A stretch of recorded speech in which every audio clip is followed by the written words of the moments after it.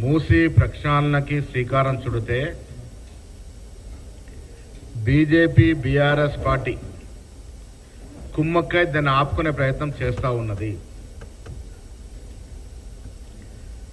కిషన్ రెడ్డి గారు చాలా సుదీర్ఘమైనటువంటి రాజకీయ చరిత్ర ఉన్న వ్యక్తి. ఎందుకు ఈ చిలిపి చేష్టలు చేస్తున్నాడో అర్థం అవట్లేదు. విచిత్రంగా ఉంది. ముఖ్యమంత్రి గారు అన్నదేంటి, మూసీ పరివాహక ప్రాంతంలో దోమలు ఈగలు ఆ దుర్గంధ వాసన మీరు ఒక 3 నెలలు ఉంటే తెలిసి వస్తుందంటే ఫోటో షూట్ కోసము ఒక 12 గంటలు అక్కడ ఉండి ఫోటోల కోసం ఆయన పడ్డ ప్రయాస వీడియోలో వినబడుతూ ఉంది. ఫోటో అయిందా, ఫోటో వచ్చిందని అడుగుతున్నాడు కేంద్ర మంత్రి. మీరు పోయే ముందే శానిటేషన్ అవుతుంది. అక్కడ దోమల మందు కొడతారు, ఈగల మందు కొడతారు. మీరు పోయింది ఎక్కడ? ఆ బఫర్ జోన్లో లేరు, కనీసం మూసి నది ప్రవాహక ప్రాంతంలో కూడా నివసించలే మీరు ఆ ఉన్న 10-12 గంటలు కూడా. షూ వేసుకొని నడిచారు, దోమలు కుడతాయని సాక్స్ వేసుకొని పడుకున్నారు.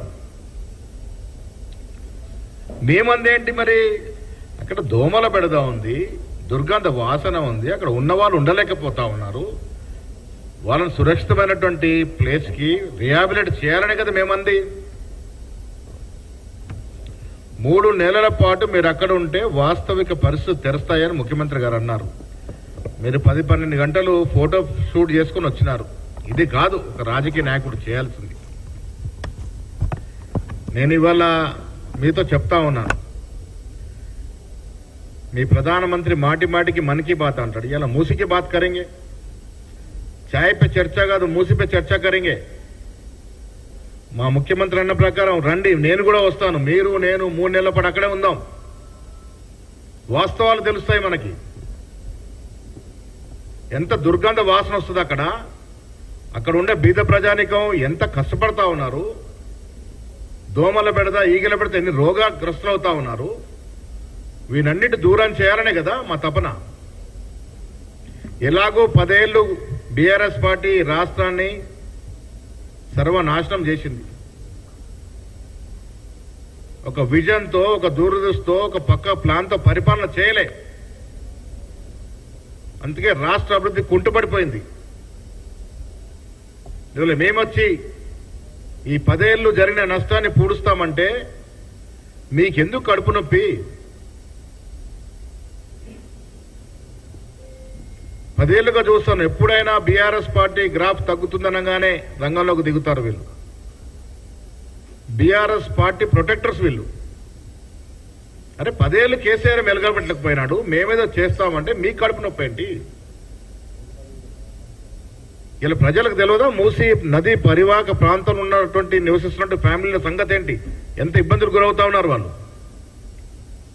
వాస్తవాలు తెలుసుకోవడానికి మిమ్మల్ని మూసీలో 3 నెలలు పడుకోమన్నాం.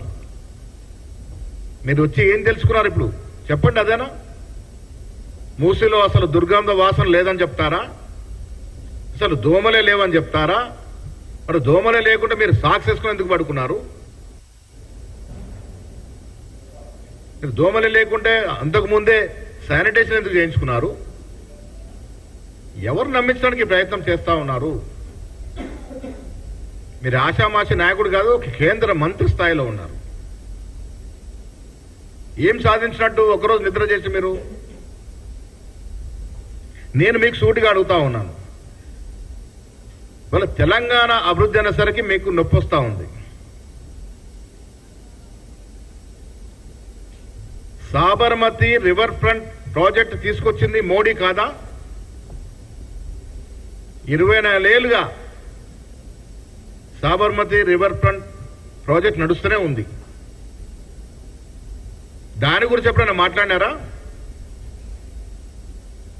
మరి సాబర్మతి రివర్ ఫ్రంట్కి ఒక న్యాయము, మూసి ప్రక్షాళన చేద్దామంటే దానికి ఒక న్యాయం ఏంటి?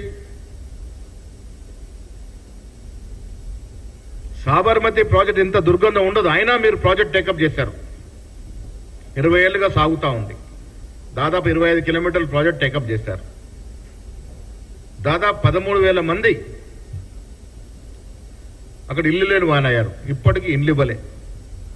మా ప్రభుత్వము బీదవారు కట్టుబడి ఉంది కాబట్టి మూసీ నది పరివాహక ప్రాంతం కానీ ఆ చుట్టుపక్కల వారు ఎవరైనా నిరస్త్రాయులు అయితే వారికి డబుల్ బెడ్రూమ్ ఇచ్చి ఆదుకుంటాము. ఏ ఒక్కడి కూడా ఇల్లు లేని వాడిగా చూడలేమనే మాట మా ప్రభుత్వం చెప్తా ఉంది. ఎవ్వరు నిరాశ్రయులైనా వారికి రిహాబిలిటీ చేస్తా ఉన్నాము. డబుల్ బెడ్రూమ్ ఇల్లు ఇస్తా ఉన్నాము. వారికి సరిపడా డబ్బులు ఇస్తా ఉన్నాము. వారి పిల్లలకు విద్యా అవకాశాలు ఇస్తా ఉన్నాము. మీలాగా గుజరాత్లో అహ్మదాబాద్లో సాబర్మతి ప్రాజెక్టులో జరిగిన తీరుగా మేము వివరించట్లేదు.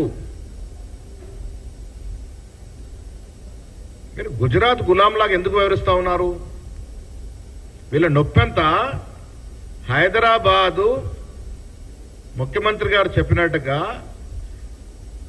దేశంలో నగరాలు కాదు ప్రపంచ నగరాలతో పోటీ పడుతుందన్న తర్వాత వీరికి నొప్పి మొదలైంది.